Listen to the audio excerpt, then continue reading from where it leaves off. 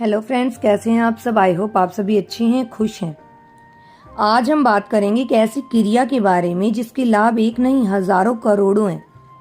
इतने लाभ हैं इसके, और इसके अंदर ना ही तो आपको कोई मंत्र जाप करना है और ना ही कोई माला वगैरह की ज़रूरत है। और अच्छी बात तो यह है कि यह हर कोई कर सकता है, किसी भी उम्र का व्यक्ति कर सकता है, स्त्री पुरुष कोई भी कर सकता है। और इस क्रिया को करने के लिए कोई ऐसी पूजा पाठ नियम पालन कुछ भी करने की जरूरत नहीं है। इसके लिए आपको करना क्या है, आपको खोलना है अपना आग चक्र।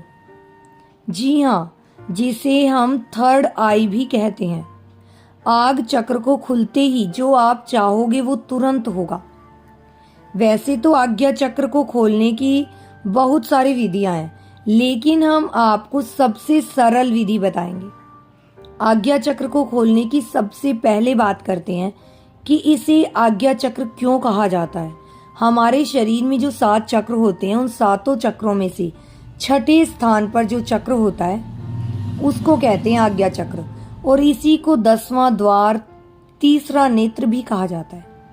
इसलिए इसे कई लोग आग चक्र भी कहते हैं। जो हमारे बाकी के चक्र होते हैं वे सभी इस आज्ञा चक्र के नीचे होते हैं।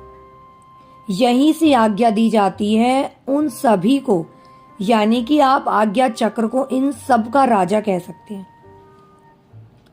और आज्ञा चक्र राजा है, यानी कि गुरु है, और बाकी के सारे नीचे के जो चक्र हैं वो सारे शिष्य हैं। जो आज्ञा चक्र है इसे गुरु का स्थान बताया गया है, और यहीं पर परमात्मा का स्थान भी होता है। तो गुरु और परमात्मा जब शिष्यों को आगे देखते हैं तो वह यहीं से ही आज्ञा दी जाती है। अगर आपका आज्ञा चक्र खुल जाता है, जागृत हो जाता है, तो वह सारे चक्र भी अपने आप ही जागृत हो जाएंगे। क्योंकि जब राजा हुक्म देता है तो सबको झुकना ही पड़ता है, सबको कहना मानना पड़ता है। तो आप शिष्यों से दोस्ती ना करके सीधा राजा से दोस्ती करें। तो अब बात करते हैं कि आपको इसको जागृत करना कैसे है। मैं आज जो आपको जो मैं आपको एक ऐसा तरीका बताऊंगी वो बहुत ही सरल और सुगम है, जो कि नेचुरली प्राकृतिक तरीका है। आपको कहीं जाने की जरूरत नहीं है, घर बैठे ही आपका आज्ञा चक्र जागृत कर सकते हो आप। और इसके जागृत होने पर आपको बहुत कुछ मिलेगा जो आपकी कल्पना से भी परे है। आपने देखा होगा पुराने समय में ऋषि मुनि संत होते थे, तो वो यदि एक बार किसी को श्राप दे देते थे, आशीर्वाद देते, तो वह फलीभूत होता, और तुरंत फलीभूत होता। और वह इसलिए होता क्योंकि उनका आज्ञा चक्र जागृत था। आज्ञा चक्र जागृत होने के बाद जो भी इंसान जैसा भी संकल्प लेता है, संकल्प लेते ही वह पूरा हो जाता है। तो यानी कि जीव प्रतिदिन 21,600 बार सांस लेते हैं। तो जितने भी हमारे चक्र होते हैं वह इन चक्रों में अलग अलग देवताओं का, भगवानों का वास होता है। और हर देवता और हर भगवान ने नाम की अलग अलग श्वास होती है कि कुल मिलाकर 21,600 होती है। तो हर एक की अलग अलग श्वास होती है। अगर हर देवता को, यानी कि हर भगवान को आप प्रतिदिन उतनी ही श्वास अर्पित कर देते हो, श्वास को गिनते हो, तो अमुक भगवान जिस चक्र में विराजमान है वह चक्र जागृत हो जाता है। जब हम बात करते हैं आज्ञा चक्र की, तो आज्ञा चक्र में जो कि हमारा छठा चक्र है उसमें गुरु विराजमान है, अथवा जो सबसे पहले जो आकाश है उसमें गुरु विराजमान है। तो 1000 श्वास गुरु के नाम की और 1000 श्वास परमात्मा के नाम की। तो प्रतिदिन अगर आप 2000 श्वास का समर्पित करते हो, 2000 से तो बहुत ही शीघ्र आपका आज्ञा चक्र खुल जाता है। अब किस प्रकार से उनको समर्पित करनी है, यह बहुत ही समझने की बात है। यह आपको हर रोज करनी है। 21 दिन तक आप कोशिश करें कि प्रातः ब्रह्म मुहूर्त में ही आप इसको करें।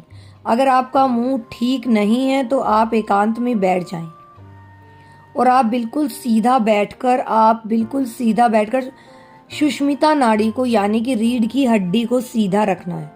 क्योंकि आपको रीढ़ की हड्डी सीधा रखनी है। और ज्ञान मुद्रा में दोनों हाथों घुटनों के ऊपर करके बिल्कुल सीधे बैठ जाएं, और बैठ करके आपको अपने आज्ञा चक्र को ओपन करना है। तो आज्ञा चक्र में आपको मन की आंखों में देखना है, ध्यान करना है कि आप अपने आज्ञा चक्र में आंखों से देख रहे हैं। अब आपको अपने श्वास पर ध्यान देना है और अपने श्वास को समर्पित करना है अपने आज्ञा चक्र को। तो अपनी आती जाती सांसों को बस देखना है। आपको अपनी सांसों पर ध्यान देना है, जैसे कि आप सांस ले रहे हो और छोड़ रहे हो, आपको उस पर ध्यान देना है। अगर आप बिल्कुल नॉर्मल आती है जाती है श्वास पर ध्यान नहीं कर सकते तो थोड़ी सी तेज आवाज में सांस लेना शुरू करें, छोड़ना शुरू करें, और उसके बाद अपने आप जरूर स्वाभाविक होती है तो जाहिर सी बात है कि आपका ध्यान जो है वो आपकी श्वास पर जाएगा ही। और 2000 आपको प्रतिदिन सांस लेनी है और इस जगह बैठ कर लेनी है। एक जगह फिक्स कीजिए, उसी जगह पर बैठनी है और उसी जगह पर आपको सांस लेनी है और छोड़नी है। और हर सांस को आपको महसूस होनी चाहिए कि मैंने ली है और मैंने छोड़ी है। अगर आपने महसूस नहीं किया तो वह श्वास का ध्यान नहीं होगा। यह 21 दिन तक आपको रोजाना करना है, एक दिन भी आपको बीच में मिस नहीं करना है। अगर आपने प्रतिदिन 2000 श्वास का ध्यान कर लिया, समर्पित कर दी अपने आज्ञा चक्र को, तो यह निश्चित है कि आपका आज्ञा चक्र 21 दिन में जागृत हो जाएगा और उसके जागृत होते ही आपके बाकी के चक्र सारे जागृत हो जाएंगे और आप में वह शक्ति आ जाएगी जो परमात्मा में शक्तियां होती है।